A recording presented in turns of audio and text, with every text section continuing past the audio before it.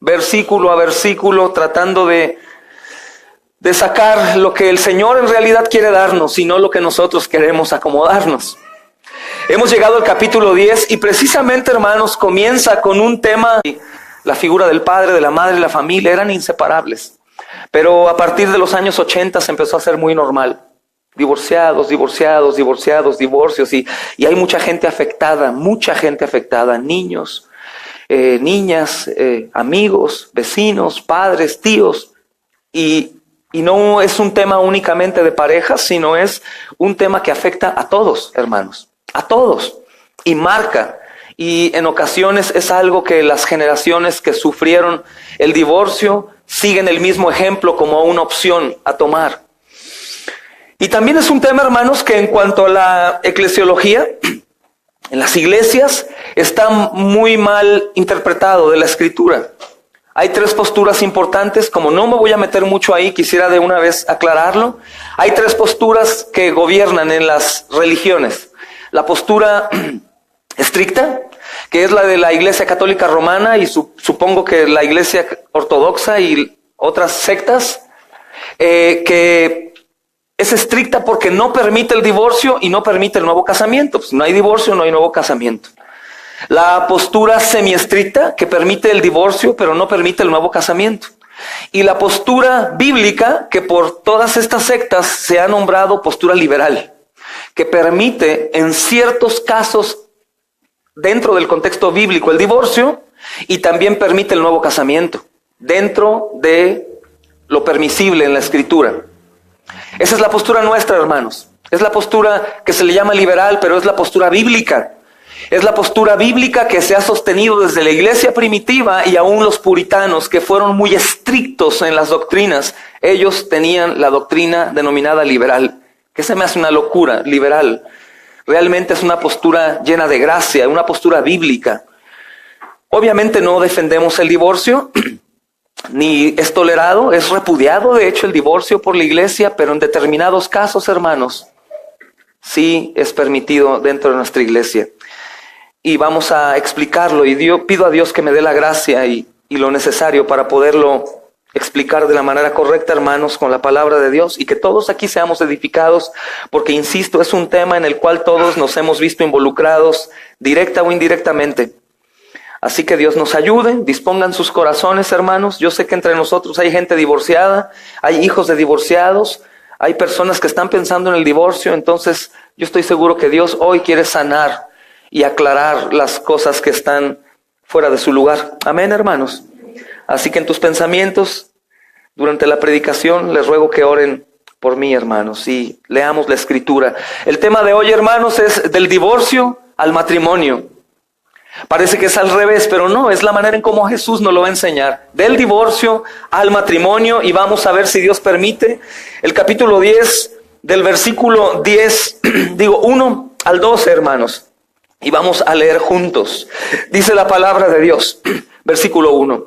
Levantándose de allí, vino a la región de Judea, al otro lado del Jordán. Y volvió el pueblo a juntarse a él y de nuevo les enseñaba como solía. Y se acercaron los fariseos y le preguntaron para tentarle si era lícito al marido repudiar, rechazar a su mujer. Él respondiendo les dijo, ¿qué os enseñó Moisés? ¿Qué les dijo Moisés? ¿Qué les mandó Moisés? Ellos dijeron, Moisés permitió dar carta de divorcio y repudiarla. Y respondió Jesús y les dijo, por la dureza de vuestro corazón os escribió este mandamiento. Pero al principio de la creación, varón y hembra los hizo Dios. Por esto dejará al hombre a su padre y a su madre y se unirá a su mujer. Y los dos serán una sola carne. Así que no son ya más dos, sino uno. Por tanto, lo que Dios juntó, ¿qué dice ahí, hermanos? No lo separe el hombre. En casa volvieron los discípulos a preguntarle de lo mismo. Y les dijo, cualquiera que repudia a su mujer y se casa con otra, comete adulterio contra ella. Y si la mujer repudia a su marido y se casa con otro, comete adulterio. Amén. Es palabra de Dios, hermanos. Es importante, hermanos, ver esto. La localidad en donde el Señor se encuentra, si te das cuenta, dice, levantándose de allí, vino a la región de Judea. Es importante enfatizar en dónde está el Señor por el tipo de tentación que los fariseos quieren hacer. El Señor Jesucristo se encuentra tras el Jordán, en una región que lo más seguro es Perea. Esto es a las orillas del río Jordán. Y es un territorio muy peligroso, hermanos, para este tema. ¿Ustedes recuerdan por qué? Es el territorio de Herodes Antipas. Es el territorio de Herodes, y recordemos que Herodes, hermanos, se divorció de su esposa Aretes, y él se casó ¿con quién? ¿Recuerdan? Con Herodías. ¿Y quién era Herodías? Y peor aún, sobrina, hermanos, sobrina y esposa de su hermano. Esta mujer, hermanos, separada de su esposo para casarse con su cuñado y su tío a la vez, obviamente estaba enfurecida cuando Juan el Bautista criticó su matrimonio. Los criticó, hermanos, para edificar, para llevarlos al arrepentimiento. Pero sí saben qué es lo que consiguió Juan el Bautista con su predicación fiel como profeta: decapitación. Entonces los fariseos saben esto. Los fariseos saben esto. Y los fariseos saben que Herodes conoce a Jesús. Y lo tientan con esta pregunta. Seguramente, hermanos, los fariseos creen que si consiguen que Jesús condene el divorcio, Antipas y Herodías, hermanos, se van a ocupar de deshacerse de su presencia problemática. Por eso lo hacen. Pero recordemos que el Señor es soberano, hermanos, y aún usa lo malo para algo bueno. Y el Señor continúa enseñándonos de esta manera cronológica, y tiene una enseñanza sumamente hermosa y grande para todos sus discípulos, hermanos. Aunque los fariseos intentan hacer un mal, así como los hermanos de José intentaron hacerlo, a fin de cuentas terminará en un bien, hermanos. Este territorio es de mucho, mucho peligro para Jesús y sus discípulos. Marcos, hermanos, ya nos ha dicho antes en el capítulo 6, versículo 14 al 16. Si quieren ir conmigo ahí para refrescar un poco, aunque yo sé que lo acabamos de estudiar hace meses, es bueno recordar. 6, 14 y 16. Dice: oyó el rey Herodes la fama ¿de quién? De Jesús, porque su nombre se había hecho notorio, y dijo: Juan el Bautista ha resucitado de los muertos, y por eso actúan en él los poderes. Hasta ahí está bien. Entonces Herodes sabe quién es Jesús, hermanos. ¿Tú recuerdas el motivo por el cual Herodes asesinó a Juan el Bautista? Tenía miedo. Tenía miedo de Juan. ¿Recuerdas que tenían una buena relación Juan el Bautista y Herodes? Hacía caso Herodes a los consejos de Juan, pero tenía temor. Y él recurría en su poder muy al estilo romano, aunque ellos eran judíos. Tenía temor de que algo sucediera, y escuchó la calumnia de su esposa, así también como Adán escuchó a Eva, bien dice la Escritura, y asesina por cumplir un capricho de su esposa y de la hija de su esposa, Juan el Bautista, precisamente por este tema. Herodes sabe quién es Jesús. Herodes piensa que es Juan el Bautista resucitado en él. Y lo más probable que si Herodes se entera que nuevamente está hablando de lo mismo, escuchando el susurro de su esposa, hermanos, va a ir y va a intentar asesinarlo. Dice el versículo 2, hermanos, vamos a ir desmenuzando cada texto. Y llegándose los fariseos le preguntaron para tentarle. Desde el principio, hermanos, Marcos está estableciendo que los fariseos están tentando a Jesús. Es muy bueno diferenciar entre prueba y tentación. Muchos piensan que Dios tienta. La Escritura dice que Dios no tienta a nadie, no puede ser tentado. La tentación tiene relación con Satanás. En muchas ocasiones leemos en la Biblia la palabra tentación, pero no en todas las ocasiones se refiere a una tentación de parte de Satanás. En esta ocasión, hermanos, esta palabra viene del griego peirasontes. Y esta palabra peirasontes se utiliza cuando Satanás tentó a Jesús en el desierto. Es decir, Satanás está de por medio en cuanto a la tentación que los fariseos llevan a cabo para con Jesús. Es la misma palabra que se utiliza, hermanos, cuando prueba a Jesús con tentación. Existe la prueba de Dios y existe la prueba que Satanás usa para tentar. Dios jamás tienta a nadie, solo prueba. Dios con el objetivo de que avancemos y Satanás con el objetivo contrario de que seamos vencidos. Y vamos a ir a la Biblia, hermanos, para ver algunos versículos en donde varias veces se menciona a Dios probando a su gente. Es importante porque pudiera ser que algunos de nosotros no creamos que las pruebas provienen de parte de Dios y estén orando, reprendiendo las pruebas cuando son bendiciones del Señor disfrazadas de problemas. Entonces Dios siempre prueba a su pueblo con la intención de edificarlo. Satanás en medio de la prueba pone pruebas con tentación para arruinarnos. Y si quieren vayamos, hermanos, a Éxodo capítulo 15.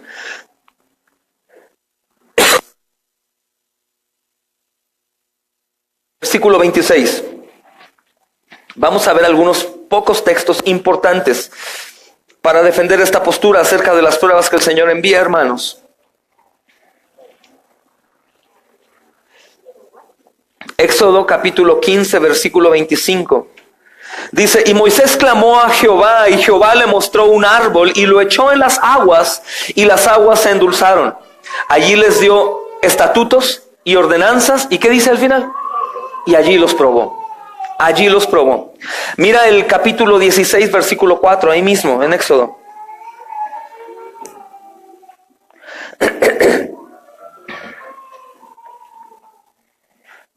(16:4) dice, y Jehová dijo a Moisés, he aquí yo os haré llover pan del cielo, y el pueblo saldrá y recogerá diariamente, bendito el Señor, la porción de un día, para que yo, ¿qué dice?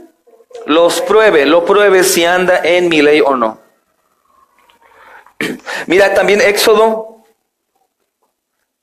capítulo 20, versículo 20. Algunos se preguntarán, ¿pero qué tiene que ver Éxodo con nosotros? Recuerda que la iglesia está viviendo también su éxodo, hermanos. Está caminando hacia la tierra prometida. Las pruebas que los israelitas estaban pasando, hermanos, son muy similares a las pruebas que nosotros pasamos hoy en día. Obviamente su guerra era física, ahora la nuestra es espiritual. Por eso tiene mucha relación, y te leo estos textos acerca de la prueba hacia el pueblo de Dios, de parte de Dios. 20:20 dice, hermanos, y Moisés respondió al pueblo, no temáis, porque ¿para qué? Para probaros vino Dios, y para que su temor esté delante de vosotros, para que no pequéis. Para probarlos vino Dios. Mira Deuteronomio capítulo 8, versículo 2.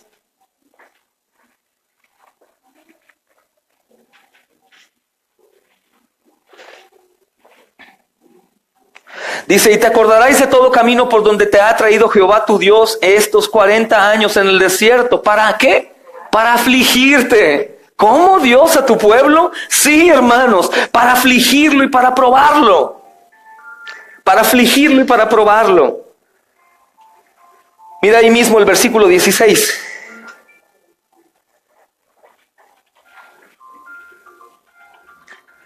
Dice, que te sustentó con maná en el desierto, comida de tus padres que no habían conocido, afligiéndote y ¿qué? Y probándote. ¿Para qué dice? Para después hacerte bien. Y así, etcétera, etcétera, etcétera, hermanos. Dios prueba a su pueblo, pero hay una diferencia, como te decía, tremenda, abismal, hermanos, entre la prueba de Dios y la prueba que Satanás usa, que se define en tentación. La prueba de Dios prueba con esperanza, hermanos, de que la gente pase la prueba, mientras que Satanás, en este caso los fariseos, prueban tentando a Jesús, esperando que Él repruebe. Eso esperan los fariseos. Eso esperan los fariseos. Recordemos algo importante, hermanos. Muchos predican a los fariseos como algo horrorífico. O sea, en realidad como lo peor que ha existido en el mundo. Y no. Eran personas que querían defender estrictamente la ley de Dios. Tanto la querían defender, que pasa como hoy en día, que hicieron sus propias leyes. Sus costumbres de los ancianos le llamaban, o tradiciones de los ancianos. Es lo que hoy en día pasa también. Algunos ven el mensaje de salvación de la gracia y quieren ayudar a Dios sobreenfatizando el mensaje de la gracia y lo echan a perder. Es algo similar, no con una mala intención ni algo demoníaco de por medio ahí, pero sí lo hacen a fin de cuentas para perfeccionarlo. Y de algo estamos seguros, el Señor no necesita que le ayudemos a perfeccionar su palabra, hermanos. Es perfecta, pero no te imagines a los fariseos como monstruos maléficos. No, ellos tenían un celo santo, por así decirlo, hermanos, aunque no existe. Tenían un celo santo. Ellos querían supuestamente defender con toda su vida la ley de Dios, pero el Señor Jesucristo es la misma palabra revelada, habla de Él, y Él ha hecho, hermanos, todas las cosas en ella. Este es uno de los varios incidentes, hermanos, en donde los fariseos están en conflicto con Jesús. Y vamos también a recordar algunos de estos pasajes. ¿Recuerdas cómo cuestionan sus prácticas? Ve a Marcos capítulo 2, versículo 16. Dice 2, capítulo 16, y los escribas y los fariseos, viéndole comer con los publicanos y con los pecadores, dijeron a los discípulos, ¿qué es esto? ¿Qué es esto? Que él come y bebe con publicanos y pecadores.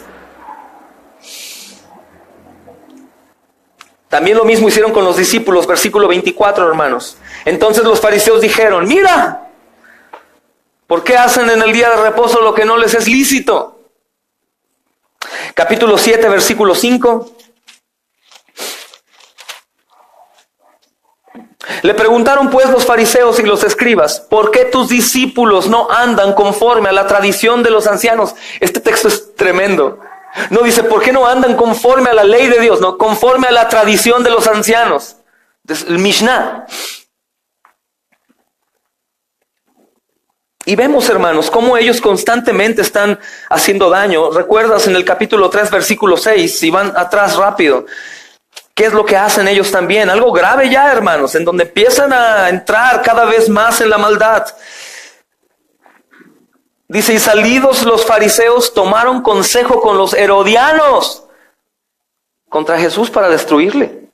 Y digo, ya había ahí mala intención, porque los herodianos y los fariseos no creas que se llevaban muy bien. Es como dos grupos políticos contrarios. También vemos, hermanos, que ellos trataron de tentar a Jesús pidiéndole señal. Capítulo 8, versículo 11, no vayan. Y también Jesús les advierte a los discípulos y a los fariseos acerca de Herodes. En el capítulo 8, versículo 15, y les dice, cuídense, ¿recuerdan? Lo acabamos de estudiar. Cuídense.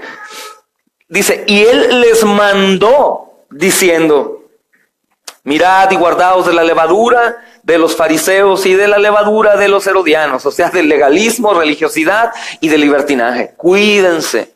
Que esas son las áreas, hermanos, que nosotros siempre tenemos que cuidar, recordando el consejo de Jesús. Cuídense de los extremos, cuídate del legalismo y cuídate de sobreenfatizar en la gracia. Nosotros caminamos, como dice el pastor Paul Washer, sobre el filo de la navaja, hermanos. Un camino doloroso que me exige obediencia, pero impulsado por la gracia. Un camino en donde yo sé que la ley no ha quedado fuera, sino que yo por gracia obedezco, guardo la ley. Y caminamos, obviamente, en un camino muy difícil, en donde la mayoría de nuestros enemigos o que van en contra son aún los cristianos, hermanos. Mismos cristianos que defienden cualquiera de estas dos posturas. Si deseas ser obediente, ellos te dicen que eres un legalista. Y si de pronto haces cosas que no son del agrado de ellos, de igual manera dicen que eres un liberal. A veces ellos quieren ser más santos que Dios y es un problema, hermanos. Es un problema y es de lo que el Señor dice que se cuiden. Entonces vemos cómo los fariseos están constantemente buscando atacar a Jesús, pero obviamente sabemos que quien les está usando es el enemigo, hermanos. Es el enemigo. No son personas totalmente perversas y maniáticas, sino que están poniendo oído a Satanás y ellos están siendo de tropiezo. Bien estudiábamos ahorita en el resumen que el pastor Emanuel hace. Hay de aquellos que son de tropiezo para alguno de mis pequeños. La historia no cambia el curso, hermanos. Sigue la cronología perfecta de la enseñanza de Jesús. El versículo 2 del capítulo 10, hermanos, que estamos leyendo, dice la porción B. ¿Era lícito al marido repudiar a su mujer? Dice, para tentarles si era lícito al marido repudiar a su mujer, rechazarla. Hermanos, los fariseos están esperando que el Señor Jesús elija un lado de la controversia, no un término medio, no sabían ellos. Ellos quieren que se alinee a la contraria. En ese lugar de peligro donde Herodes está, él quiere que diga que el divorcio no es permitido, que el nuevo casamiento no es permitido, que es abominable, que es un pecado imperdonable, para que así ellos puedan ir a tentar a Herodes y Herodías y que ellos pongan manos sobre él. Pero hermanos, ¿a quién se les ocurrió tentar? Al perfecto, nuestro Señor amado. Había dos escuelas en ese entonces, hermanos. Había una escuela llamada Shammai, y esa escuela interpreta el significado de Deuteronomio 24, que ahorita vamos a leer, de donde ellos se están apoyando para tentar a Jesús. Y esta escuela decía que el hombre puede divorciarse de su esposa únicamente en caso de adulterio. La palabra de adulterio es porneia. Esa palabra porneia incluye cualquier delito o pecado sexual, cual sea, hermanos. Y había otra escuela llamada Hillel o Hillel, y esta escuela interpreta el mismo pasaje, pero diciendo que el hombre podía divorciarse de su mujer por cualquier fallo que encontrara en ella, aún por un mal olor de boca. Se podía divorciar. ¿Le huele la boca? Carta de repudio, y divorciada, así. Y defendían, hermanos, y había una guerra entre esas interpretaciones. Es importante también, hermanos, que veamos esto. Fíjate bien en estos pasajes, y fíjate que al hombre se le permite divorciarse de su esposa, pero no viceversa. A las mujeres, hermanos, se les trata aquí como propiedad del marido, y pocas de ellas tienen derechos legales. A menudo, hermanos, este tipo de textos se pueden malinterpretar y decir, mira qué postura tan machista. Muchas mujeres que aún no han entendido el camino que Dios les está poniendo enfrente, a la modestia, a la piedad, a la sugestión de sus maridos, lo toman a mal, ¿no? Es la postura legalista, que ven como pecador a todos menos a ellos. Y es muy, muy recurrente, hermanos. Pero en realidad, hoy el Señor nos va a enseñar el porqué de las cosas. Aquí la Escritura, hermanos, nos dice que a menudo, y la historia también, a menudo las consecuencias del divorcio para una mujer eran devastadoras. Eran devastadoras porque en ese entonces todavía la mujer era muy, muy menospreciada. Entonces cuando se divorciaban ellas, tenían un problema porque si había hijos de por medio, ellas no podían mantenerse. Algunas mujeres eran muy físicamente bellas y fácilmente podían atraer a un pretendiente nuevo, pero muchas no. Entonces el divorcio era algo muy grave para ellas porque se quedaban sin oportunidades aún de vivir bien. El Señor Jesús está contestándoles de una manera perfecta y les dice, ¿qué les enseña Moisés? En lugar de contestar con sus propias palabras como un hombre contestaría en defensa de ello, dice, vayamos a la Escritura. ¿Qué enseña Moisés? Ellos contestaron, Moisés permitió escribir carta de repudio y divorciarse. Moisés permite. Querían que Jesús dijera, pues no, yo no permito. O no es permitido, Dios está en contra de esto. Y ahí echar el pitazo, hermanos, para que vinieran los perversos a ponerle mano. Pero, hermanos, los fariseos están refiriéndose a Deuteronomio 24 y depende la mente torcida y el corazón endurecido, se va a interpretar este texto. Vayamos a Deuteronomio 24 y leamos el versículo 1 al 4, hermanos, para poder entender esto.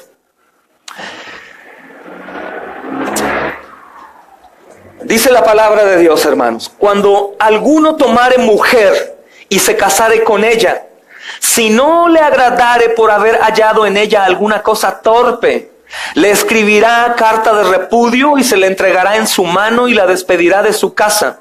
Y salida de su casa podrá ir a casarse con otro hombre. Y si la aborreciere, este último, y le escribiere carta de repudio y se le entregara en su mano y la despidiere de su casa, o si muere el postrer hombre que la tomó para sí por mujer, no podrá su primer marido que la despidió volver a tomarla para que sea su mujer, después que fue amancillada. Porque es abominación delante de Dios y no ha de pervertir, que la tierra de Jehová tu Dios te dé por heredad. Amén. Es importante, hermanos, interpretar este texto bien. Fíjate bien que este pasaje en donde los fariseos están sacando el tema para supuestamente refutar al Señor Jesús, tentándolo, no está dando permiso a un hombre para divorciarse de su mujer.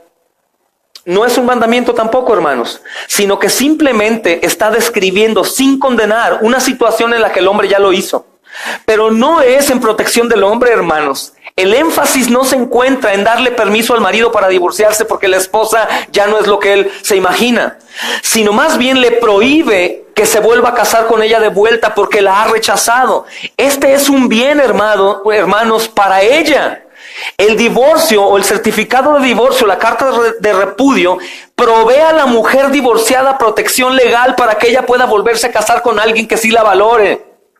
Y los discípulos lo están entendiendo ahí como tú y yo, pero los fariseos no, hermanos. Los fariseos lo ven por el contrario como algo bueno para ellos, en donde pueden vivir en el adulterio perpetuo, rechazando a todas las mujeres porque ya no les son útiles.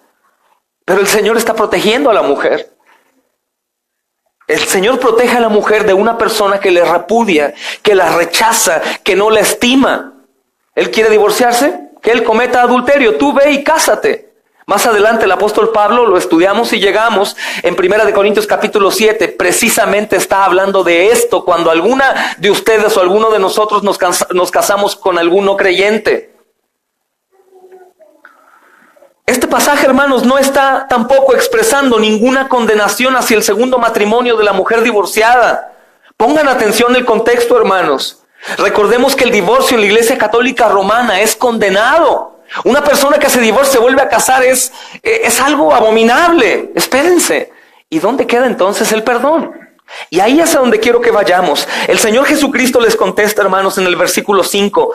Por la dureza de vuestro corazón os escribió este mandamiento. Por la dureza de sus corazones. El Señor Jesús está retando esa presunción hermenéutica. Es decir, la manera presumida en cómo están interpretando la Biblia. Porque como suponen que algo es permitido, por lo tanto es la voluntad de Dios. Eso es lo que los fariseos dicen. Como es permitido, es la voluntad de Dios. Hoy en día vemos mucho eso en el cristianismo. Como es permitido, dale. Como el apóstol Pablo dice, todo es permitido, pero no todo te conviene, pues dale, tantito. Bebamos, comamos, hagamos. Al cabo es permitido. El corazón, hermanos, es donde el Señor ahorita está poniendo la intención, el corazón. Esto es escrito por el corazón de ellos, por el corazón de ustedes. El divorcio, hermanos, es simplemente el menor de los males que pueden ocurrir. Es un escape para disminuir los efectos destructivos del corazón endurecido, en donde estas mujeres menospreciadas eran tratadas como nada, hermanos, y las aventaban a la calle, y muchas iban a vivir a los callejones entre prostitutas y leprosos y ratas porque no eran agraciadas físicamente y no podían conseguir un esposo, hermanos. Pero era mucho mejor que vivir bajo el tormento de una persona violenta que abusaba de ellos o que estaba constantemente en contra de ellas. Sin embargo, hermanos, aunque pareciera, el Señor Jesús no está declarando inválido el pasaje de Deuteronomio, porque muchos piensan que el Señor Jesús cambia la ley. Algunos dicen es una nueva ley. No, hermanos, es una perfecta interpretación de la ley. ¿Qué es lo que hace el Señor? Si se dan cuenta, hermanos. Versículo 6. Fíjate qué hermoso. Él responde, por la dureza de vuestros corazones os escribo este mandamiento, pero, ese pero es hermoso, pero al principio de la creación, varón y hembra, los hizo Dios. Hermanos, vean qué belleza. El Señor Jesús pasa de la conversación de Deuteronomio a Génesis. De Deuteronomio a Génesis, de Moisés a Dios, del divorcio al matrimonio, hermanos, de lo que se permite a lo que se intenciona. No está contradiciendo Deuteronomio, hermanos. No está diciendo que Deuteronomio no permite el divorcio, pero dice que Moisés dio este permiso como concesión por la dureza de nuestro corazón. No como un mandamiento, no como una obligación, no como algo que podemos hacer o tenemos como opción, sino por la dureza del corazón de ellos. Ellos buscaban eso. ¿Y qué es la dureza de corazón? Hermanos, es nuestra naturaleza pecadora. El Señor Jesús no está discutiendo con Moisés, ni está haciendo quedar mal la palabra de Moisés inspirada por el Espíritu Santo. No, hermanos. En lugar de eso, nos está dirigiendo a una autoridad aún más fundamental, más creíble, una autoridad más grande. No estoy diciendo que la Biblia no es la autoridad, ni que Moisés no era usado por el Señor. Claro que sí, pero Él quiere aclarar lo que ellos están interpretando por la dureza de su corazón de Moisés y lo que Dios dice. Es una autoridad más fundamental para un fariseo, hablando en Génesis 1:27 y 2:24. Miren, vayamos ahí, hermanos. Lo acabo de leer, pero es importante que lo tengas en mente y que penetre lo más profundo. Génesis 1:27 dice: y creó Dios al hombre a su imagen, a imagen de Dios lo creó, varón y hembra los creó. Y les dijo Dios, el 28, una parte, y les dijo: fructificad y multiplicaos, llenad la tierra, sojuzgadla y señorear. Aquí no hay separación alguna, hermanos. Mira que dice el capítulo 2, versículo 24. Por tanto, dejará el hombre a su padre y a su madre, y se unirá a su mujer, y serán una sola carne. Jamás volvemos a escuchar que el Señor divida. Jamás.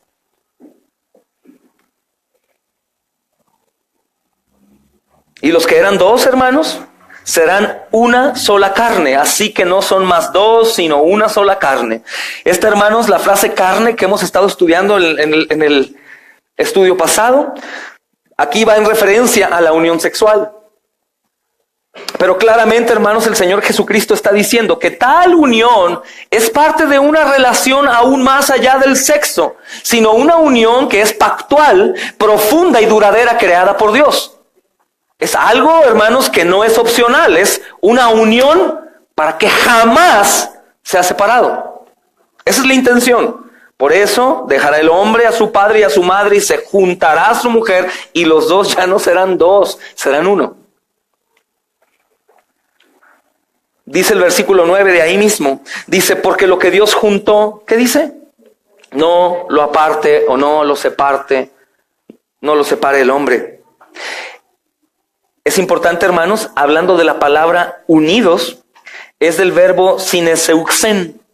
Y esto consiste, hermanos, en dos palabras: sin, que es con, y la raíz seug. Y esto puede describir a dos animales unidos por un yugo. Dos animales unidos por un yugo. Imposible que se puedan separar. Imposible, a menos de que su amo los separara. En este caso Dios dice: los uno, nadie los separa.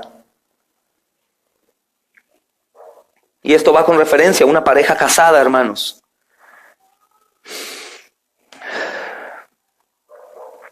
Dice el versículo 10. Y en casa volvieron los discípulos a preguntarle de lo mismo, y les dijo: cualquiera que repudiare a su mujer y se casare con otra, comete adulterio contra ella. Y si la mujer rechaza y repudiare a su marido y se casare con otro, comete adulterio. Ay, hermanos, que el Señor nos ayude a poder entender bien esto. Es muy importante. Es muy importante. Algunos de ustedes hoy van a salir con paz, mucha paz.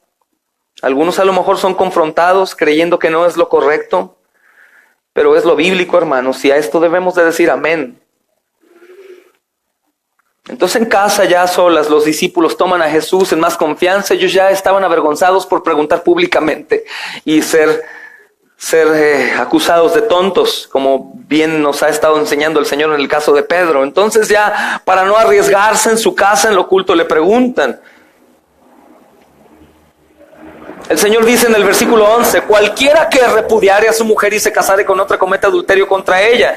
Hermanos, esta declaración no es únicamente una declaración común y corriente, sino es una declaración muy dramática en una cultura, hermanos, patriarca, que no considera que el adulterio sea una ofensa para la mujer. No es una ofensa para la mujer. Según, hermanos, hasta el punto que se considere adulterio del hombre. Pero esta ofensa no sería contra la esposa si el hombre fuera adúltero, sino ¿contra quién crees? Contra su papá, el papá de la esposa. ¿Por qué? Porque contrató el matrimonio con él. Entonces la ofensa no era contra la mujer, sino era contra el padre de la mujer. No contra la esposa, hermanos. según ellos, los judíos. Y era constante, hermanos, lo que ellos estaban malinterpretando. Dice el versículo 12, y si la mujer repudiare a su marido y se casare con otro, comete adulterio. La mayoría de los eruditos judíos, hermanos, decían, no sé si hoy en día lo sigan abrazando, que las mujeres judías no eran libres para divorciarse de sus esposos. No eran libres. Por lo tanto, hermanos, este versículo 12 está reflejando más bien las costumbres romanas. Cuando Marcos escribe este evangelio que va dirigido tanto a romanos como a griegos. Sin embargo, hermanos, podemos ver también que aunque es dirigido a ellos, Herodías se divorció de su esposo. Recuerda que Herodes es de nacionalidad romana, pero ellos son de religión judaica. Entonces, el motor de la tentación no se apaga aún. No se apaga aún. Aparte, el Señor puede explicar a sus discípulos a qué se refiere específicamente estos versículos. El Mishnah, que era la tradición de los hombres, concede a las mujeres el derecho de divorciarse bajo ciertas circunstancias muy excepcionales, como por ejemplo la impotencia. Ellas podían irse. Pero el Señor continúa, hermanos, enseñándoles. En Mateo capítulo 5, versículo 32, si quieren ir conmigo, sin irnos de ahí de Marcos, guarden su dedito en Marcos.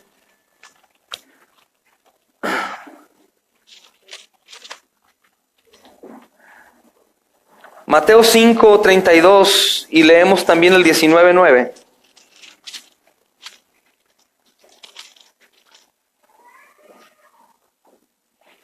Dice, pero yo os digo que el que repudia a su mujer, a no ser por causa de fornicación, hace que ella adultere, y el que se casa con la repudiada comete adulterio. Grábatelo ahí. Ahora ve el 19, 9. Ahí mismo en Mateo. Y yo os digo que cualquiera que repudia a su mujer, salvo por causa de fornicación, y se casa con otra adúltera, y el que se casa con la repudiada, adultera. Y os digo que cualquiera que repudia a su mujer, salvo por causa de fornicación, y se casa con otra, adultera.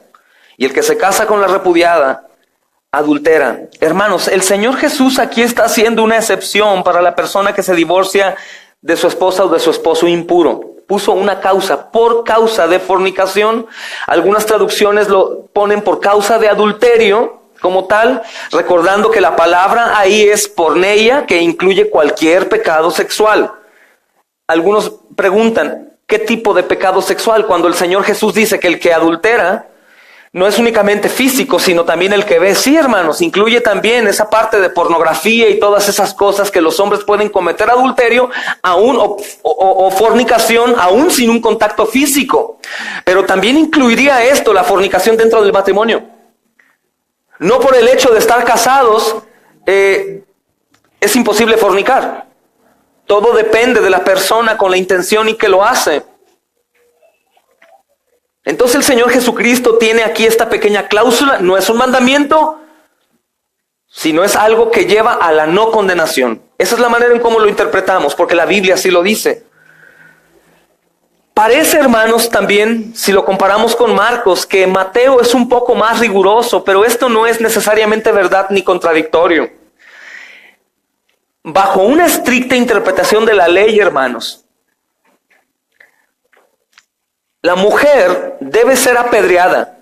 En Deuteronomio 22, capítulo 22, no vayan, dice precisamente que la adúltera muera apedreada, pero aunque la pena de muerte, hermanos, en ese entonces ya no se cumplía siempre, es decir, había mujeres que adulteraban y no eran apedreadas, de cualquier manera no se libraba la mujer infiel de ser considerada como muerta. Era muerta. Y vivía como muerta, hermanos, para aquellos que tomaban la ley en serio. Y por lo tanto, a ella le quedaba prohibido buscar esposo cuando ella adulteraba. También, hermanos, puede ser que el Evangelio de Mateo, si comparamos los dos la concordancia entre los dos. El Evangelio de Mateo se escribe años después del Evangelio de Marcos. Recuerda que aunque el Evangelio de Mateo está en la Biblia como primero, es el segundo. Marcos es primero. Y Marcos está añadiendo esta excepción basada en la impureza para reflejar la lucha que estaba llevando la iglesia primera acerca de este tema. Hermanos, mira, el consejo del apóstol Pablo para los fieles casados con infieles, por ejemplo, en 1 Corintios 7, no vayan. El consejo para fieles casados con infieles también sirve mucho para instruirnos, hermanos. La persona fiel debe continuar con el matrimonio siempre que la persona infiel esté dispuesta. Es decir, los que se han casado con gente incrédula no necesariamente tienen que divorciarse, hermanos. Y no deben de divorciarse. El apóstol Pablo aconseja, inspirado por el Espíritu Santo, que ahí se queden. Ahí se queden. Porque probablemente la incrédula o el incrédulo puede ser convertido por el creyente. Pero si aliamos esta escritura en Mateo de lo que dice el Señor, si el infiel o el no creyente está llevando una vida pecaminosa o impura en un contenido sexual, el creyente puede separarse sin ningún problema. ¿Y puede volver a hacer su vida? Por supuesto que la puede volver a hacer. Quien quiera el texto, pueden ver 1 Corintios 7, hermanos, si quieren ir ahí conmigo de una vez para no tardar. Está dando una serie de instrucciones cuando hay problemas matrimoniales. De hecho, a partir del versículo 5, todo es interesante acerca de lo que puede ocasionar un divorcio. Del versículo 4 dice, la mujer no tiene potestad sobre su propio cuerpo. Escucha, sino el marido. Ni tampoco el marido tiene potestad sobre su propio cuerpo, sino la mujer. Ya no eres tú dueña de tu cuerpo, sino tu marido es dueño de tu cuerpo. Y viceversa, hermanos. No se nieguen el uno al otro. Porque precisamente el problema por el cual el Señor Jesucristo está diciendo que es permitido el divorcio, lo hace con la pleno conocimiento que la parte sexual puede llevar a un matrimonio a separarse, hermanos. Por los dos polos, sea por ausencia de, o sea por hacerlo fuera del matrimonio, o dentro del matrimonio con intenciones pecaminosas. Dice el versículo 6, mas esto digo por vía de concesión, no por mandamiento. Es como decir, un consejo, no por mandamiento, mas aún sabemos, hermanos, que Pablo es inspirado por el Espíritu Santo. Dice, quisiera más bien que todos los hombres fuesen como yo, soltero, pero cada uno tiene su propio don de Dios. Uno la verdad de un modo y otro de otro. Digo el versículo 8, digo pues a los solteros y a las viudas, que es bueno les fuera quedarse como yo. Quédense solteros, no se casen,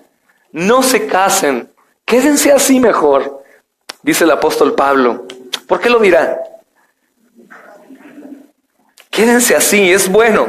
Pero si no tienen el don de continencia, es decir, para no fornicar, porque hermanos, fornicación se menciona únicamente o en su mayoría en tener relaciones sexuales fuera del matrimonio. Pero la realidad es que no únicamente es en ese caso. Dentro del matrimonio puede haber fornicación, dentro de la pareja y fuera con la pareja. Abarca todo eso. Dice el apóstol Pablo, si alguien viudo, separado o soltero, puede mejor quédese así. Si es que tiene el don de continencia. Cásense. Pero si no lo tienen, si van a estar fornicando y fornicando y fornicando y fornicando, mejor cásense. Mejor cásense, sean fieles y vivan para siempre en perfecta unidad. Mira el versículo 10 lo que dice. No está contradiciéndose, hermanos, sino es el verdadero mandamiento de Dios. El versículo 10 del 7. Pero a los que están unidos en matrimonio, mando, no yo, sino el Señor. ¿Qué dice? Que la mujer no se separe del marido. No se separen. Dice, no yo, sino el Señor. No te separes. Ay, pero es que es muy malo conmigo. No te separes. Pero es que no me trata bien. No te separes. Pero es que es muy llorón. No te separes. Pero es que no quiere trabajar. No te separes. Wow. Es que ya no me ama como cuando era su princesa. No te separes.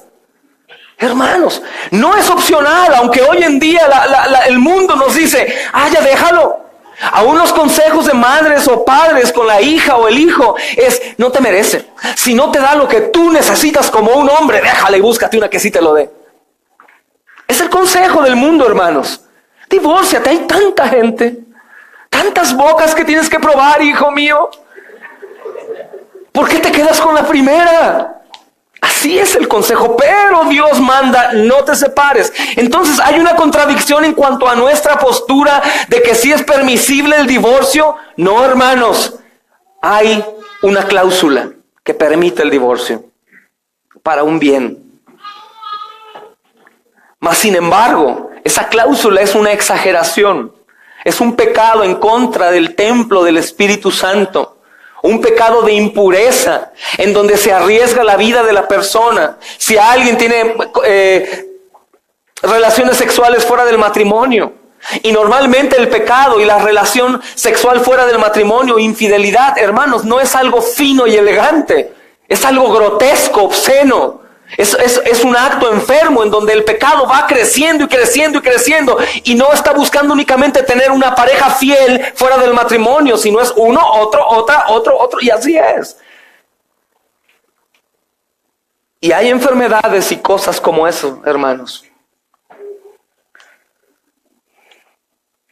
Dice el versículo 8, digo pues a los solteros, no me quiero ir de ahí, y a las viudas, es bueno, quédense solos. Quédense solos, si pueden contenerse a la fornicación. Que es un tema importante, hermanos. Por eso el apóstol Pablo dice, huyan de las pasiones juveniles. Más orillado al tema sexual. Dice el versículo 10, grábalo ahí, hermanos, los que están preparándose ahí y haciendo planes para casarse con un hombre guapo, una mujer guapa y alguien que les ame. Los que están unidos en matrimonio, no mando yo, sino el Señor, que no se separen. Que la mujer no se separe del marido. Y si acaso te separas, ¿qué dice? Quédate sin casar. Para que no pienses, me voy a casar con alguien que me merezca. Mira ese hombre o esa mujer que conocí, me trató tan bonito. Hijo, hija, ¿no? Platicando con los hijos. Tu nuevo papi está tan guapo. Yo he escuchado esas cosas, hermanos. He escuchado esas pláticas. Gente que se siente tan ofendida por la persona con la que está. Hermanos, es muy lógico. Es muy lógico lo que Dios dice. Si tú te uniste en yugo desigual, no te es permiso para separarte. Dice adelante, hermanos. El versículo 12 dice, y los demás digo, no el Señor, si algún hermano tiene una mujer que no es creyente y ella consiente en vivir con él, no la abandone. Si tú vives con una persona que no es creyente, no tienes permiso de divorciarte, porque pudiera ser, amados, dice la porción C del versículo 16, quizás, dice, me perdí aquí. No, perdón, habla de otra cosa. Dice que quizá pueda ser que tú hagas que la persona sea salvada. Pero si el incrédulo, hermanos, aquí está, dice, si algún hermano tiene mujer que no sea creyente y ella consiente en vivir con él, no la abandones, hermano. No es que digas, es que Dios dice que el yugo desigual, entonces me voy a separar, pastor. Pues es que no es creyente. Ella adora y a sus santos y esas cosas. Yo no puedo ya seguir al Señor así. No, mi niño, el Señor dice que te quedes ahí. Si ella está consciente y ella quiere y consiste en eso, hermanos, debes de quedarte ahí. Y si una mujer tiene un marido que no sea creyente y él consiente en vivir con ella, no lo abandones, hermana. No es creyente, no lo abandones. No lo abandones, porque el Señor dice que si lo haces y buscas algo más, cometes adulterio. No lo abandones. Pero en caso de que el incrédulo se separe, pues no está el hermano o la hermana sujetos a servidumbre en semejante caso, sino que a paz les llamó Dios. Pero lo tomamos con el versículo 11, pero mejor quédate sin casar. Hermanos, es el corazón lo que va a hablar, porque pudiéramos torcer la escritura y decir, bueno, es que no es creyente, ya no quiso, no me quiere, me voy a ir, y empiezas a buscar. No, si es el caso, mejor quédate así. Pero si no puedes contener tus deseos, busca un esposo, pero quédate ahí ya. Ahí quédate ya. En caso de los incrédulos, dice el versículo 16 que buscaba ahorita en cuanto a salvación. Hermana, hermano, porque si tú soportas vivir con el incrédulo o la que no es creyente, ¿qué sabes tú, oh mujer, si quizás sea salvo tu marido por medio de ti? Y si somos cristianos, hermanos, y evaluamos el sufrimiento por vivir con alguien no creyente al sufrimiento que ellos vivirán en el infierno eterno, hermanos, probablemente valga la pena quedarnos a sufrir un poco en esta vida para salvación de alguien. Si somos en realidad creyentes, no toleraremos la idea de que una persona estaba cerca de mí y no fue salvada, hermanos. Si hemos entendido en realidad lo que significa el infierno, hermanos. Entonces, hermanos, volviendo a Marcos, ¿acaso el Señor Jesús condena a todos los que se divorcian y se vuelven a casar? ¿Qué creen? ¿Reconoce acaso el Señor Jesús los nuevos matrimonios? Vayan a Juan, hermanos, capítulo 4, versículo 17. Es un texto muy mal usado para levantar mujeres pastoras y eso, hermanos. Pero va con un contexto precisamente hermoso en cuanto al tema que estamos viendo. Juan capítulo 4, versículo 17 y 18. Dice, respondió la mujer y dijo, no tengo marido. Jesús le dijo, bien has dicho, no tengo marido. Porque 5, ¿qué? ¿Y quién dijo, quién reconoció? Jesús. ¿A quién reconoció? A los maridos. ¿Te das cuenta? Entonces Jesús la condena por sus maridos. No. Mira lo que dice aquí. Te has dicho con verdad. Le dijo la mujer, Señor, me parece que tú eres profeta. Tenía razón, amén. Pero está hablando el Señor acerca del que está ahorita con ella, que no es su marido. Y ahí sí es condenada por adúltera. Pero en los otros no. Respondió el Señor y le dijo, 5 maridos has tenido. Y si sale de la boca de Jesús, los está reconociendo como maridos. No le dijo en 5 ocasiones, has sido negligente, adúltera, pecadora, fornicaria, arrepiéntete, víbora. No. Le dijo, 5 maridos has tenido. 5 maridos has tenido. Dice el 18, porque 5 maridos has tenido y el que ahora tienes, ¿qué? Entonces los otros dice que sí son. ¿Cuántos tuvo esta mujer? Brava la samaritana. Pudiera ser que fue repudiada por los 5, pero yo no creo, hermanos. Entonces, ¿el Señor Jesús reconoce un nuevo matrimonio? Sí, hermanos. Sí, hermanos. Es cierto, hermanos, si escudriñamos el versículo 11 y 12 del capítulo 10 que estamos estudiando, dan la impresión de que condena, hermanos. Dan la impresión de que está condenando. Mira que dice el versículo 11 y 12. Y les dijo, cualquiera que repudia a su mujer y se casa con otra, comete adulterio contra ella. Y si la mujer repudia a su marido y se casa con otro, comete adulterio. Parece que está siendo un tanto fuerte, hermanos, y no quiere o está condenando el nuevo matrimonio, pero no es así, viéndolo desde el contexto general bíblico. Sino que está asegurando el Señor que tú y yo entendamos que por ningún motivo debemos de pensar en el divorcio. Ninguno. Como normalmente por la corriente mundana estamos acostumbrados. No, sigue así, yo me voy. No, es un acto de cobardía de nosotros, hermanos. Ah, qué fácil, me voy del problema y ya, cuando estamos llamados a guerrear, a luchar. Y la mayor parte del tiempo no es problema de tu esposo o de tu esposa, es problema tuyo. Falta de paciencia, de amor, de tolerancia, de mansedumbre. Es eso, no es el otro, el problema soy yo. El problema soy yo, hermanos. Falta de parecernos a Jesús. Entonces, aunque da la impresión que el Señor está condenando, hermanos, viendo este versículo de Juan, vemos que no la condena por haber tenido 5 maridos y el sexto no es. Ahí sí le dice, ¿estás en pecado? Es interesante, hermanos, comparar los versículos también con el Sermón del Monte, donde el Señor dice acerca de este tema, habéis oído que fue dicho. Tú oíste que eso fue dicho así, mas yo os digo. Es como decir, sí, han hablado mi palabra de una manera, pero déjame decirte qué es lo que realmente dice mi palabra. Ahí las palabras de Jesús son igualmente severas. Por ejemplo, en cuanto al adulterio, hermanos, hablando de la ira. Hablo de Mateo 5, versículo 21-26, no vayas. Está hablando de ira, está hablando de adulterio, está hablando de divorcio, está hablando de juramentos, está hablando de venganza y está hablando de enemigos al mismo nivel, hermanos. De hecho, otros pasajes de la Escritura, como 1 de Corintios, Gálatas 5, están hablando del adulterio y fornicación, igual que la enemistad y los celos. ¡Wow!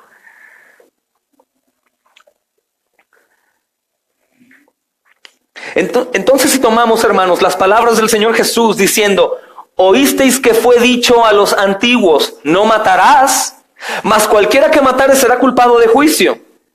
Mas yo os digo que cualquiera que se enojare locamente contra su hermano será culpable de juicio también. Fíjate.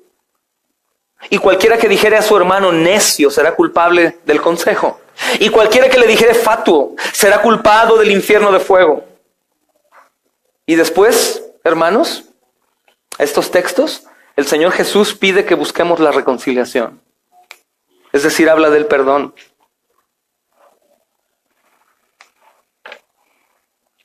En ocasiones nos dirigimos más hacia un tipo de pecado como más condenable que los demás, pero ve aquí lo que está diciendo acerca de la necedad, de la enemistad. Por ejemplo, nosotros tenemos aquí, hermanos, es más, aquí en este lugar, que hay cobardía de confesión y hay hipocresía también, hermanos, en la iglesia del Señor. Tenemos a un hermano, un esposo o esposa que no hemos pedido perdón o hemos perdonado. ¿O no? Confiésate pecador. Es realidad. Entonces, ¿qué significa? Si el Señor está condenando la enemistad o el decirle necio a alguien o odiarlo y estas cosas, hermanos, la venganza y eso, ¿qué quiere decir? ¿Que somos condenados por completo? ¿Sí o no? ¿Somos condenados por completo, hermanos? ¿Por odiar? ¿Por vengarnos? No, hermanos. Si eres un pecador impenitente, sí. Si no hay arrepentimiento en tu vida dado por gracia, ¿no es un acto natural? Sí. Lo más seguro que si tú no te has arrepentido por estas cosas, tú estás directo al infierno. Si tú te arrepientes constantemente, quiere decir que has recibido la gracia salvífica y nada ni nadie te va a separar de la mano del Padre. Pero si eres un pecador impenitente, que andas como si fueras un cristiano sin pedir perdón, sin perdonar y viviendo de esta manera, tenlo por seguro. La sangre del Cordero no te ha bañado. Es como podemos interpretar la gracia salvadora, solo por gracia sin obras. Yo no te hablo de que seas obediente para poder ganar, no. Yo te hablo que si has recibido gracia, tú tendrás que perdonar por gracia también. Y amar, hermanos, y levantarnos del error. Tampoco dejar que el enemigo venga y te diga que tú no eres cristiano porque eres un pecador. O eres peor, de seguro tú eres pecador porque mira, tú haces esto, tú tomas, tú te enojas, tú te divorciaste, tú hiciste esto. Sí, ¿y uno qué? ¿No dijo el Señor? El que esté libre de pecado tire la primera piedra. Tampoco estoy tratando de decir que los cristianos bíblicos no podemos juzgar. No, por supuesto que podemos juzgar. ¿Pero cómo? Con santo juicio. Es decir, apartados del juicio del mundo, con la intención de guiar al arrepentimiento y reconciliar con Dios. ¿Qué estoy diciendo? Que ningún pecador que no se arrepienta no va a entrar al reino de los cielos. Hermanos, yo no digo que seamos salvados por el arrepentimiento, sino digo que parte del paquete salvador está el arrepentimiento. Y si te falta el arrepentimiento, te falta todo. ¿Cómo ves? Eso dice la palabra de Dios. No porque seamos salvos por el arrepentimiento, ni aún somos salvos por la fe, hermanos. Si escuchaste bien, es parte del paquete. Nosotros somos salvos solo por la sangre del Cordero que perdonó pecadores como tú y como yo.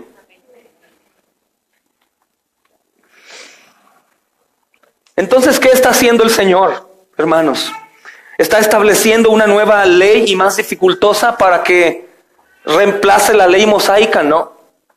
En lugar de establecer estándares demasiado altos que los hombres mismos han interpretado mal, para que sean cumplidos, el Señor Jesucristo nos llama a una visión más elevada, una visión cristiana. Una visión cristiana, hermanos. Y quiere que nos comportemos según la voluntad de Dios y así ser de bendición para todos, hermanos. Para nuestras familias, nuestros vecinos, nuestros hermanos en la iglesia, hermanos, para nosotros mismos. Sabiendo que sí, no hay una relación en cuanto al pecado con una vida cristiana, la práctica del pecado. No hay relación. Claro que no. Pero también recordar, hermanos, que todos somos pecadores y Cristo murió precisamente por pecadores.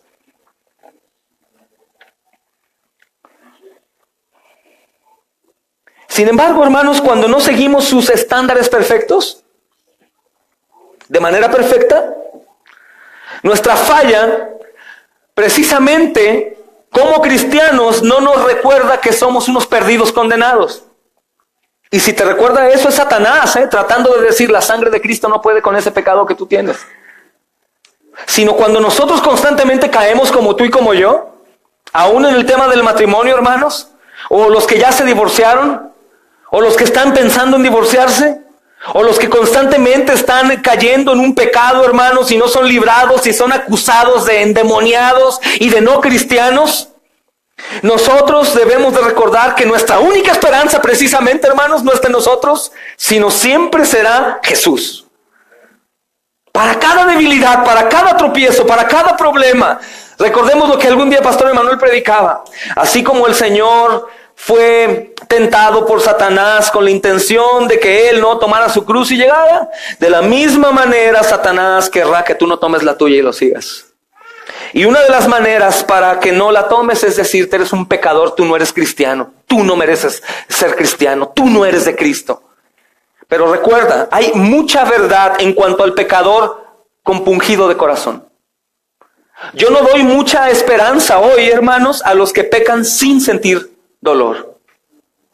Yo te digo, si tú eres de esos que pecan y pecan y pecan con pequeños o grandes pecados, como dice el Sermón del Monte aquí, aún enemistad, venganza y esas cosas, si tú constantemente haces eso o caes en la lujuria, el adulterio, fornicación, borracheras, mentiras, normalmente, hermano, preocúpate y pide al Señor misericordia y perdón. Pero si tú eres muy parecido a mí, que pecas constantemente, pero constantemente te duele tu pecado porque Cristo fue sacrificado por su Padre a consecuencia de nuestro pecado, hermano. Bienvenido al camino de salvación, el Espíritu Santo está obrando en ti. Y eso es algo que únicamente tú puedes saber.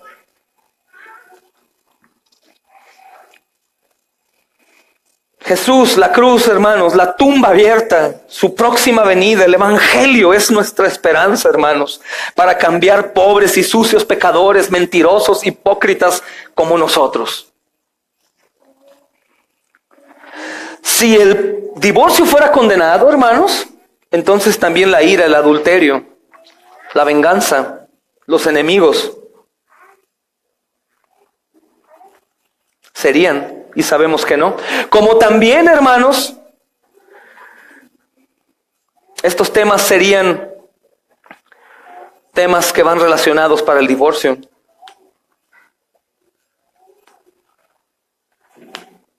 El chiste es que, ¿qué pasa con casos como tú y como yo? Algunos peores que otros. ¿Qué pasa para aquellos que no pueden ni quieren? Para los hombres es imposible, hermanos, mas para Dios no. ¿Qué dice? Porque todas las cosas son posibles para Dios, aún para salvarme a mí.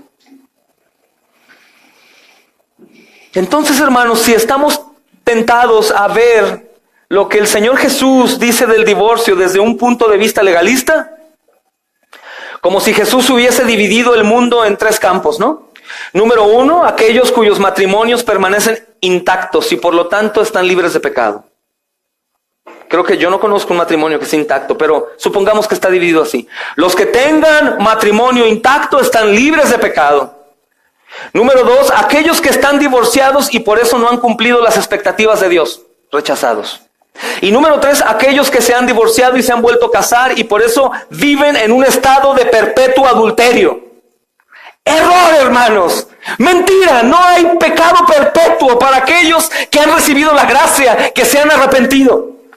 No hay pecado perpetuo, es una mentira romana que hace que muchas personas vivan sintiéndose mal, denominándose divorciado. No es cierto, no existe eso, hermanos. Si tú te has arrepentido por lo que tuviste que ver en cualquier tipo de pecado, que hoy hablamos del divorcio, tú has sido perdonado y perdonada. Bendito el Señor. Y como dice Pastor Sugel Michelén en esta serie que estoy predicando, dice, tú ya no te llames divorciado, tú llámate cristiano. Tú llámate cristiana. No dejes que seas denominado por el mundo por un pecado que cometemos, porque en ese caso aquellos que están frente a ti se llaman borracho, hipócrita, mentiroso, asesino. Somos cristianos, lavados por la sangre del Cordero, cubiertos por su sangre y multitud de pecados fueron quitados a un lado. Por eso nos llamamos hermanos.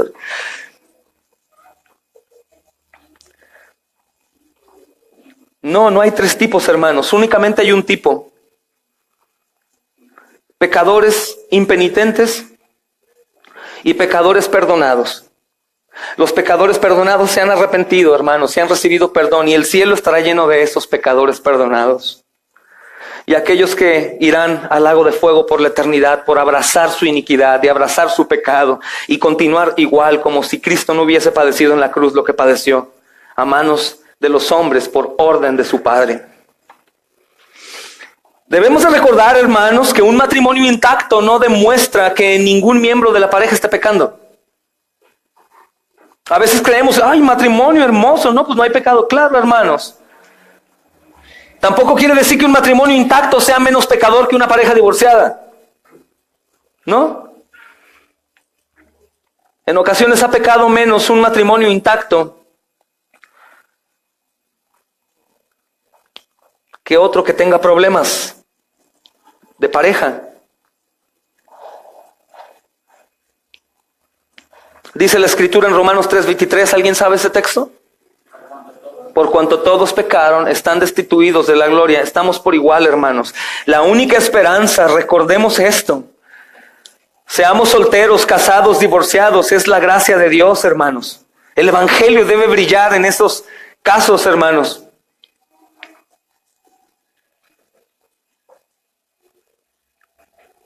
¿Y cómo podremos tolerar a alguien que constantemente nos es de tropiezo en el matrimonio? ¿Cómo si constantemente hay pleitos y riñas y esas cosas?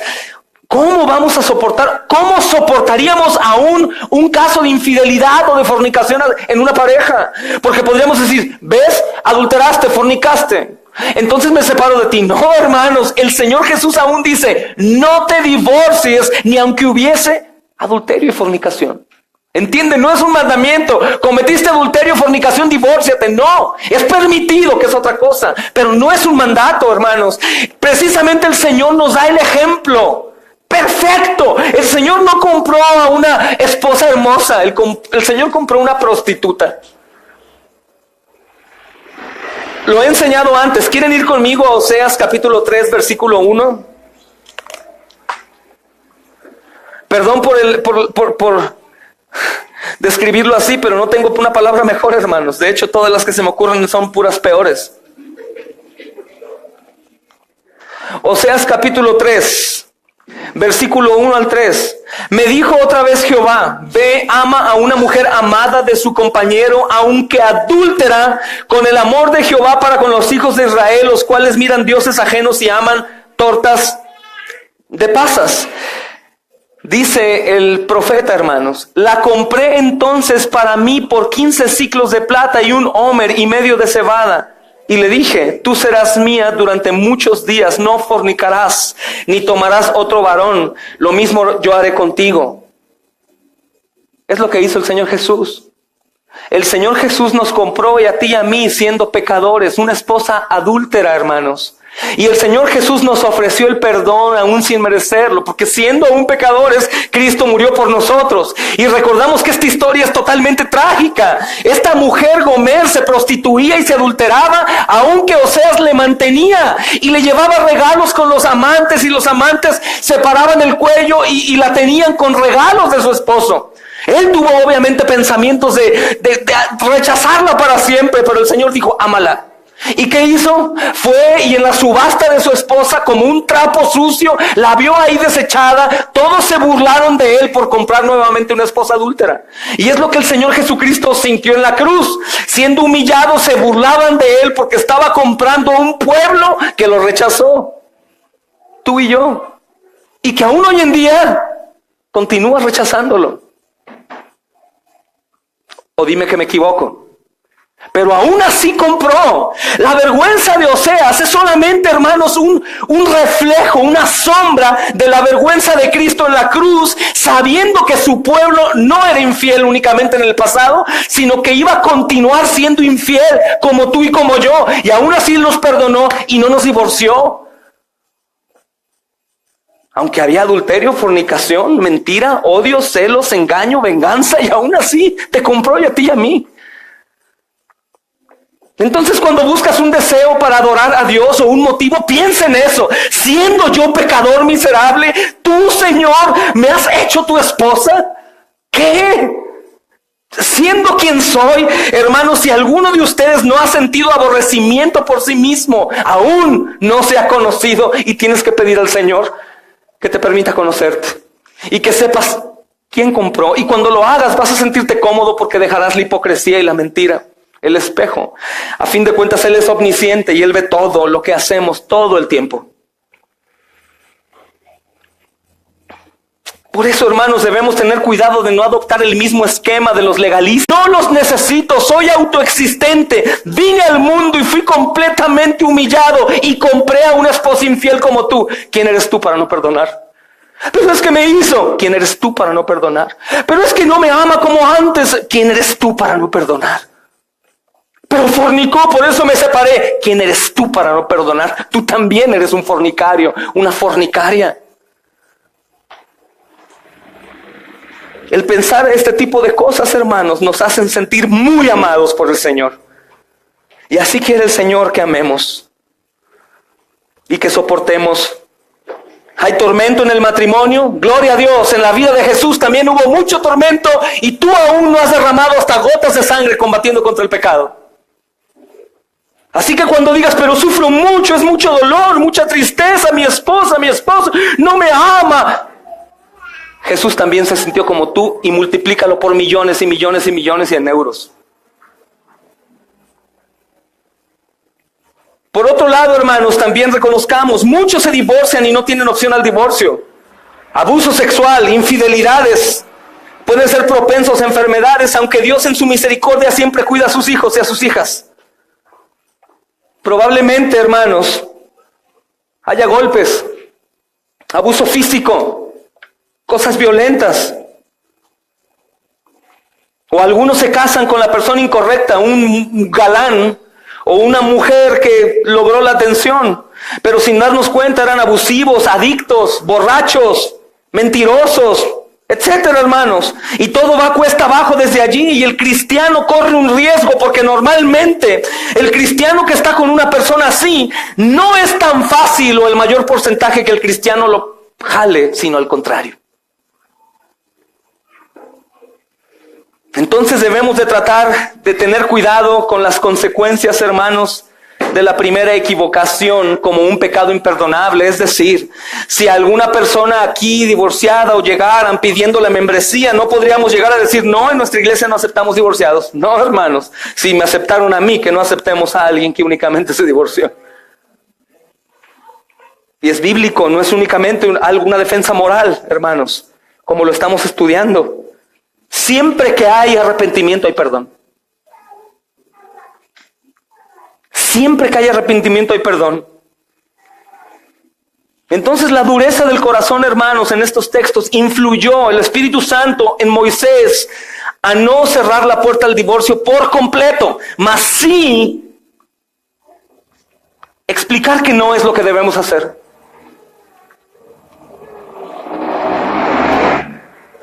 Es decir, no me está diciendo divórciate, dice, hay una opción y aún hay perdón, pero no te divorcies. Soporta, aguanta. Hermanos, dicen por ahí que los matrimonios más hermosos precisamente son los que se cocinan a fuego lento durante el tiempo. Son dos personas con culturas distintas, con problemas diferentes, cerebros distintos. Hermanos, Dios continúa haciendo la obra. La mujer aún conserva esa postura de Eva. Quiere gobernar, quiere indicar, es la conciencia del hombre. Se pone a su nivel y aún quiere pelear con él. Y el hombre, por otro lado, comienza a buscar sus afanes, sus deseos, su tiempo. No encuentran la postura, pero el Señor dice que el que comenzó la obra la perfeccionará. Y a eso decimos amén. No en mi tiempo, sino en el suyo. Y si durante mucho tiempo tenemos que sufrir cosas o problemas, aguanta, campeón. Aguanta. Enójate un rato. Piensa y después vamos y pedamos perdón y humillémonos. Si nuestro Señor se humilló, hermanos, ¿quiénes somos nosotros? Humo. Y recuerden algo que dice un amado pastor: el gran propósito del matrimonio no es ser felices. ¿Qué? Escuchen, jóvenes y jovencitas, el gran propósito del matrimonio no es ser felices. ¿Qué dijo? No, hermanos, ser feliz es una consecuencia. El gran propósito del matrimonio es reflejar al mundo el tipo de amor que Jesús tiene con su iglesia. Ese es, hermanos. ¿Costó trabajo al Señor caminar en este mundo y soportar? ¿Crees que te cueste trabajo a ti también soportar y caminar? Claro, hermanos. Cristo es el varón y la iglesia, ¿quién es? Y aunque el divorcio se ha esparcido, hermanos, por todo el mundo como una plaga, como guadaña por el mundo, la iglesia ha cumplido mucho su labor al ser culpable en 3 errores grandes. Y voy a terminar con esto.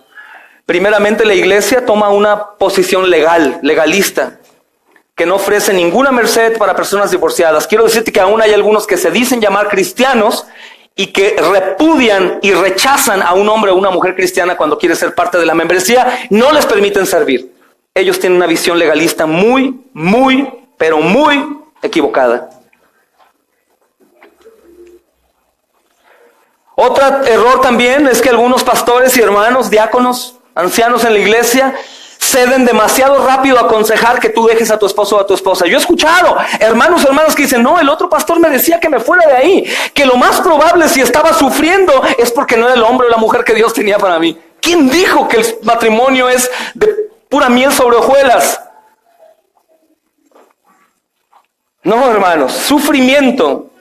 Estamos hablando de Jesús y la iglesia, hermanos. Así de tremendo, sí. Por eso, si no, mejor piensa y no te cases. Otro problema grave es no enfatizar a los jóvenes. No enfatizar a los jóvenes de la importancia de que se casen con cristianos, aunque obviamente les gusta más lo demás. Mira qué dice el Proverbio 11:22. Te va a encantar. Es muy bonito. Proverbio 11:22.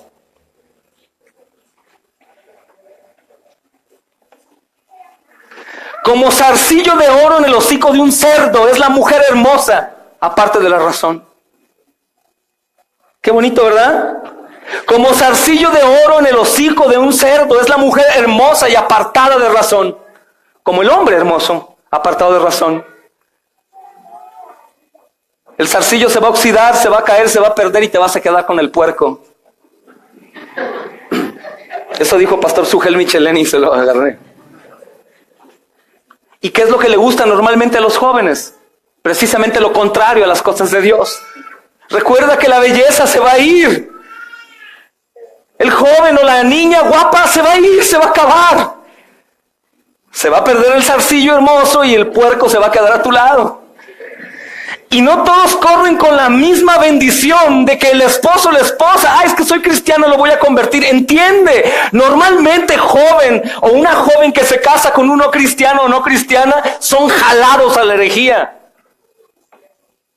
Y si el único que nos lava y nos limpia es el Señor Jesús y ellos no tienen al Señor Jesús, te estás casando con un zombie. Sean sabios, chicos, abran su mente. Dios tiene preparado a un hombre y una mujer para ustedes, cristiano defectuoso, pero cristiano. Gloria a Dios. ¿Sí sabías que únicamente los cristianos son los que entrarán al reino de los cielos? Cuídense mucho, chicos. Algunos de aquí podríamos dar testimonio de esto, podrían dar testimonio de esto. Casarse con uno cristiano es lo peor que pudiste haber hecho en tu vida. Si tú ya lo sabes ahora, toma el consejo de aquellos que te dicen no lo hagas. No de aquellos que te dicen, hazlo, no importa, al rato se convierte. Dios es lleno de gracia y lo va a convertir. Aborrece el mundo. Dice la Biblia que todo aquel que ama al mundo es enemigo de Dios. Les aseguro, chicos, que ninguno de ustedes quiere ser enemigo de Dios. Por otro lado, hermanos, también sabemos que el matrimonio entre cristianos no garantiza un buen matrimonio. Lo que sí garantiza o asegura es que la pareja tiene una fe en común, tiene arrepentimiento, tiene una visión en común, hermanos, y un Señor en común. Y garantiza, obviamente, que su alegría se va a basar en cómo vayan conociendo y obedeciendo al Señor Jesucristo. La garantía que tienen es eterna, hermanos. No hay devoluciones para los que son de Cristo, pero tampoco son perfectas. Como alguien dijo alguna vez, la familia que ora junta, permanece junta.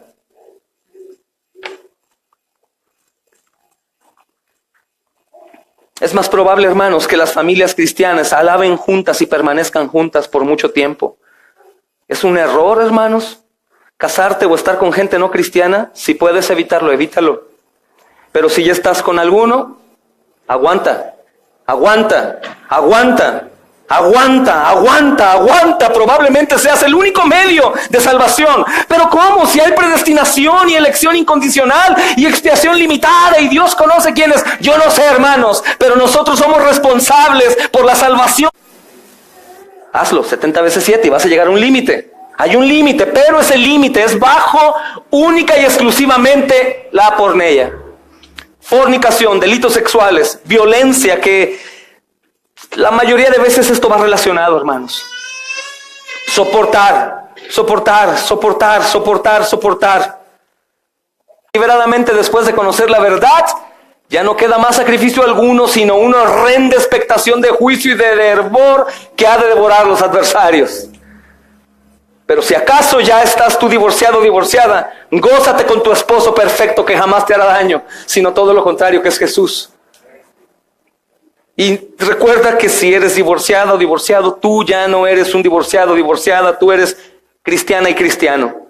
Hijo de Dios, comprado por su sangre, muy amado y amada por el Señor. Amén, hermanos. El nuevo casamiento es bíblico, sí es bíblico, hermanos, pero prohibido que alguno de nosotros se case con un incrédulo. No por mí, por el Señor. Prohibido, hermanos, prohibido.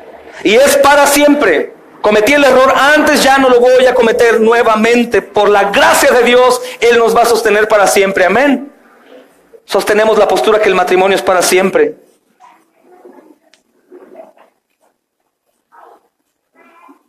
Y por último, hermanos, les dejo que piensen esto. Si se nos olvida que no debemos buscar quien nos ame, recomendación es que busques hombre o mujeres que teman a Dios. Con eso tienes asegurado, no la perfección, pero tienes asegurado un arrepentimiento continuo y un crecimiento progresivo, hermanos, constante, para agradar al Señor. Así como Cristo amó a su iglesia infiel, y su iglesia está llena de pecadores, hermanos, perdonados, nosotros también perdonemos a los que han pecado en contra nuestra. Y pidamos perdón, amén. Vamos a orar.